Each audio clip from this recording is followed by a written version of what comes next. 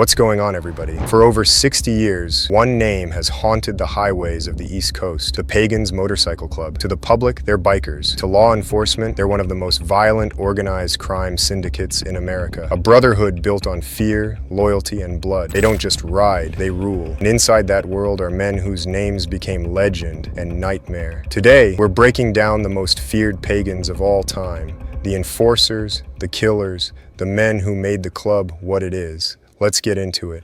Charles Chuck Barlow, the silent enforcer. Charles Chuck Barlow. This guy wasn't flashy. He didn't need to be.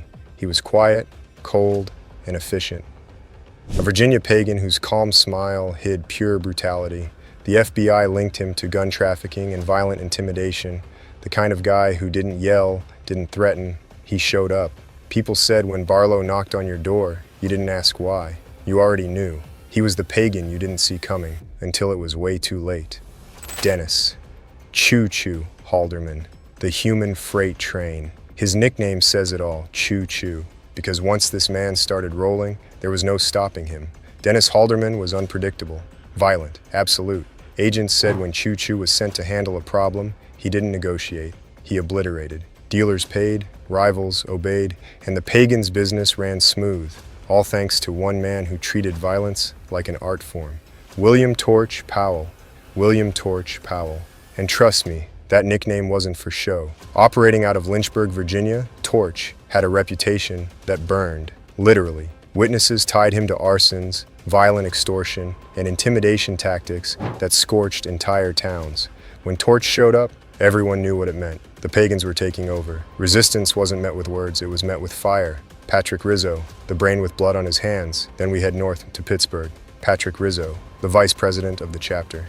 Rizzo wasn't just a brawler, he was a strategist. He managed drug operations, handled money flow, and directed violence like a CEO running a corporation. Federal indictments tied him to racketeering and brutal assaults. In pagan territory, if you were doing business, Rizzo was the man you paid, or you didn't do business at all. Jason Shade Evans. The trigger, Jason Shade Evans. Pure volatility. A frontline soldier from the Pittsburgh chapter, Evans wasn't known for patience. Arguments didn't end with words. They ended with gunfire. In every room he walked into, tension followed. People didn't just respect him, they feared him. Eric Knuckles, Arms, the human weapon. Eric Knuckles, Arms.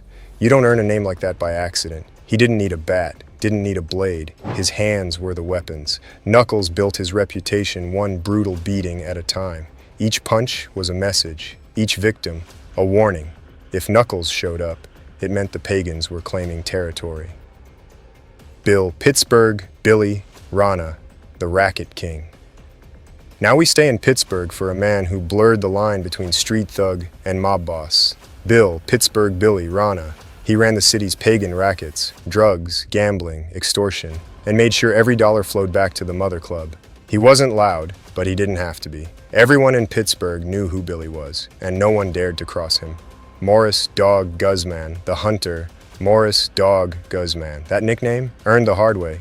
Dog was a New Jersey enforcer with one rule: disrespect the pagans and you disappear. He didn't threaten people. He acted. Rivals surrendered entire territories without a single shot fired, just from hearing that Dog was coming for them. Louis Lou Rock Arocho, the businessman with blood on his hands. Luis Lou Rock Arocho. This guy ran the perfect balance between brains and brutality. Deep in drug and gun trafficking, Lou Rock handled operations like a businessman, efficient, quiet, controlled.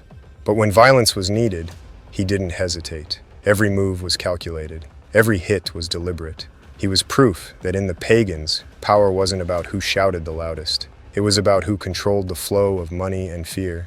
Francis Rick Ferry and Anthony Rocky, LaRocca, the killer duo. And finally, Francis Rick Ferry and his partner Anthony Rocky, LaRocca. Together, they were the pagan nightmare made flesh. Convicted for murder, feared across the East Coast, Ferry and LaRocca didn't just enforce the rules, they embodied them.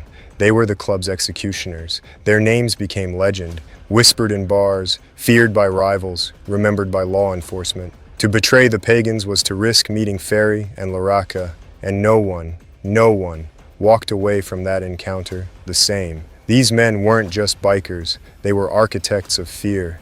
The muscle and myth that turned the Pagans Motorcycle Club into a criminal empire, one that still casts a long, dark shadow over the East Coast.